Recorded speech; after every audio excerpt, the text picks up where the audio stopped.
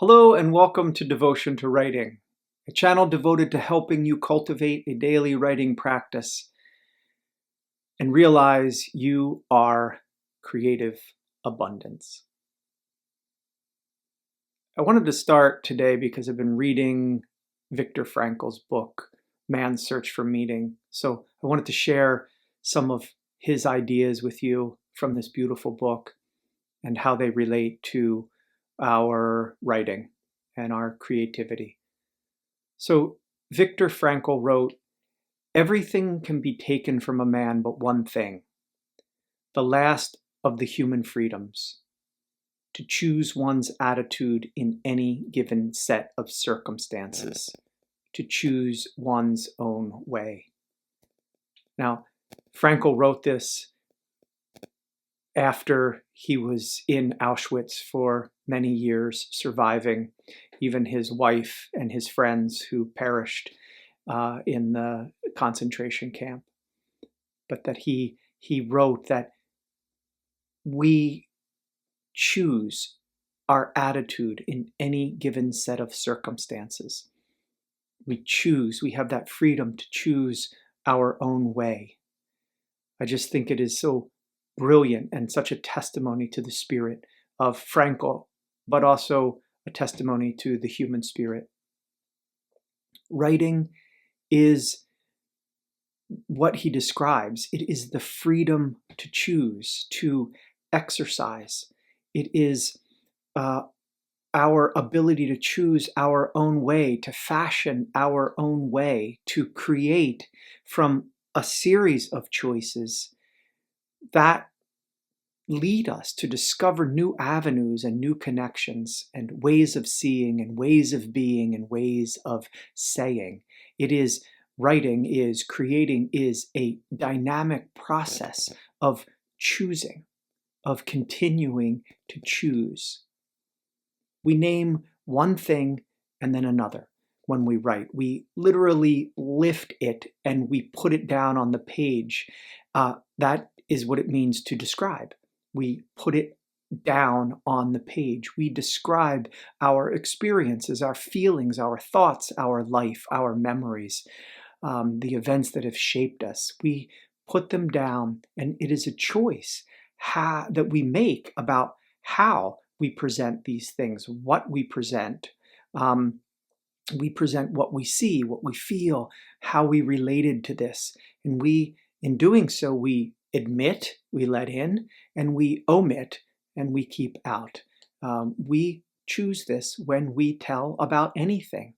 Not only do we just describe and we allow and we omit, but in the choices that we make, we present them in an order. We order the details. We order the delivery of the information in a way that is most effective to our story or most effective to the poem.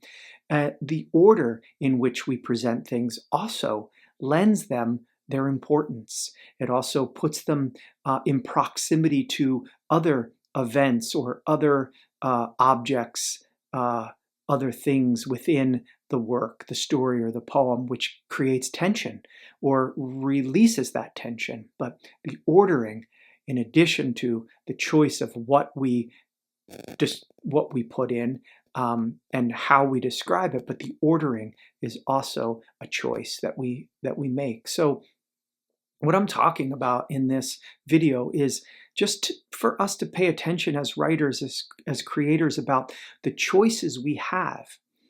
One, we have the choice to write or not to write, but I believe you're watching this video because you would like to make the choice to write. So the choice to write.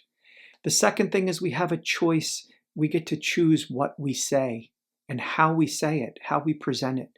So we choose our attitude, and this is discernment, to choose what to say and how to say it. I'm going to say more about discernment a little bit later in this video, but for this moment, I just want to say that we do have this choice about our attitude, about how we present something. And so I just want to impress that upon you, that the power of our words and the power of our choice, this is conscious work that we are doing with language. It is a power that we wield. And these choices, this power to choose the words, the language that we create with, creates our life. It creates not just what we put on the page, the stories and the poems, but think about the stories you tell about your life, the stories you tell about yourself to others, and the stories you tell of others. These are all very fine things we have to think about.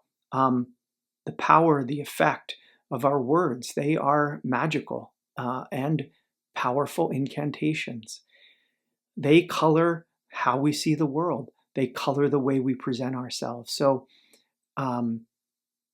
we have a choice and a freedom to choose. And this exact choice, this freedom, is what has gotten writers and artists into so much trouble historically, and in our own time continues to be a problem, is that the problem isn't our freedom or our choice. It's that governments and people in power who want to silence, they want to silence writers and artists precisely because they have this freedom and this, they are exhibiting this power to choose. And that is just something that people who want to control others can't abide, this individual expression. But what people in power and governments don't understand, wherever it is in the world, wherever it has been throughout time, but what they don't understand is you can't arrest spirit. You can't arrest spirit. Frankl, he tells the story, which I would like to share with you, and I think it illustrates this power of discernment.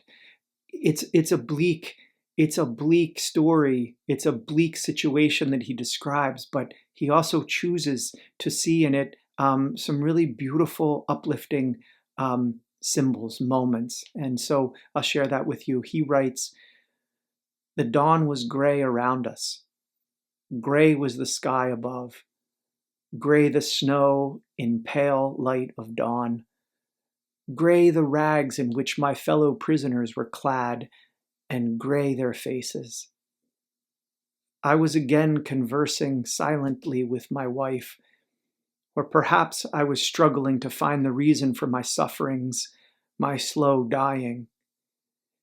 In a last violent protest against the hopelessness of imminent death, I sensed my spirit piercing through the enveloping gloom. I felt it transcend that hopeless, meaningless world, and from somewhere I heard a victorious yes. At that moment, a light was lit in a distant farmhouse, which stood on the horizon as if painted there in the midst of the miserable gray of dawning morning in Bavaria. For hours I stood hacking at the icy ground. The guard passed by insulting me, and once again I communed with my beloved. More and more I felt that she was present, that she was with me. I had the feeling that I was able to touch her, able to stretch out my hand and grasp hers. The feeling was very strong. She was there. Then, at that very moment, a bird flew down silently and perched just in front of me on the heap of soil which I had dug up from the ditch, and looked steadily at me. The ability to choose, to parse, to separate one of many possibilities is discernment. And discernment is this ability we have to judge, to judge well, and to psychologically judge well, and morally and aesthetically to choose, to discern from all of the possible things we could say, we could describe, and ways we could describe it, the order in which we could deliver the material. We choose how to present it. Each time you write, you make these fine distinctions between how and what and why you call a thing, how you describe it. Each time you do this, you are cultivating your discernment. You're cultivating your ability to name what is true for you. You are cultivating your vision, your voice, your style, your intellect, your heart, your spirit. So today, as a writing exercise, let's try this. Grab your notebook, get your computer, your laptop, whatever it is you like to work on, and I want you to write, I want you to describe a major event in your life, a short event, a short moment, but a major one, something that you can still see very distinctly in your mind, in your memory. And I want you to write about it and pay close attention to your word choices, to your descriptive details, and just write this now. You can pause the video if you want, and then when you finished writing, you can come back. So welcome back. I hope that you were able to write something, that you got a story down. I will, in a moment, we're going to do something a little bit further with that writing exercise. But first, I want to tell you about a Zoom workshop that I am going to be offering beginning April 8th. And it's going to go for 5 Tuesday evenings. April 8th is a Tuesday, so for 5 consecutive Tuesdays beginning April 8th from 7 to 8:30 p.m. East Coast time. I'm going to be offering a Zoom workshop to help you cultivate your writing practice. But the theme of this one for the 5 weeks is going to be on finding delight, yes, and surrender in the writing process. So you can find more information about this at devotiontowriting.com, or if you drop me a comment after this video, I can send you more details. I could send you a link. So there is that. Maybe I'll see you there. So how did it go? I hope you got a story down. And now this is the second thing I want you to do with this. You can do this now or you can do it after this video. But what I would like you to do as an exercise, and this can just be a fun writing exercise, is I want you to go back into what you wrote and just take the descriptive words that you've written. It could be the color blue. It could be just any description, any word, descriptive word. In fact, it could be the verbs too. And I want you to substitute another word for each word. So in a sense, you're almost doing a wholesale rewriting. You don't have to do it with every word, but go through to the descriptive ones and change them. Go through the whole piece and just change them. Substitute something, find an alternate word to describe what you had written. And the point of this is to see how when we alternate words, how these change the whole tone, the coloring, the feeling, the atmosphere of our story or of our poem or of our memory. It's just a really excellent exercise for rewriting too. If you aren't completely satisfied with something you've written and you're reworking a story or a poem, this can be a good way to kind of help you do a rewriting, is to just substitute different words, find the right word or the better word or just another word and see how it resonates throughout the piece. And you get a sense for the shadings, for how words change the whole tone and the shading of a piece. And again, this will illustrate the power of our discernment, the power of language, and of our choices. The glass is half empty or it's half full. That's a whole different meaning. So you can practice this in this exercise. So you have a choice for how you view and how you construct your world, not just on the page, but moving about in your life. This is a very powerful thing. It is a freedom. It is what Frankl says is the last final thing that we have that can't be taken away, that we have the ability to choose our attitude, which our attitudes are formed by our words, really, our attitude about any circumstance in our life. So again, Vicktor Frankl's book is Man's Search for Meaning. It is such a fine testament to humanity, to our human being, our ability to overcome the most horrible conditions and to keep our spirit alive in the face of so much evil and horror. It is an assertion that within us there remains an invincible freedom and a power to choose our attitude towards our circumstances. It isn't fantasy, this choice. It isn't a delusion. We can lift ourselves. We can tell ourselves we are beautiful, we are creative, that we will survive, that we will be okay, that we will endure, that we can tell ourselves we feel inspired, that we are loved.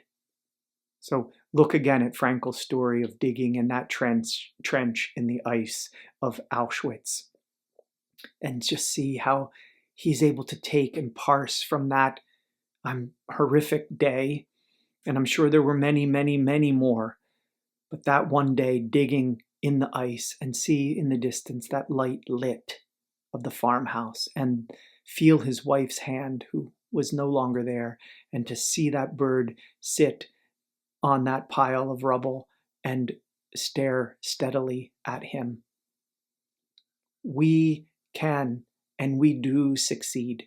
It is in many ways a choice, a discipline, an effort to lift ourselves to what is highest in us and live. I hope you write deeply today.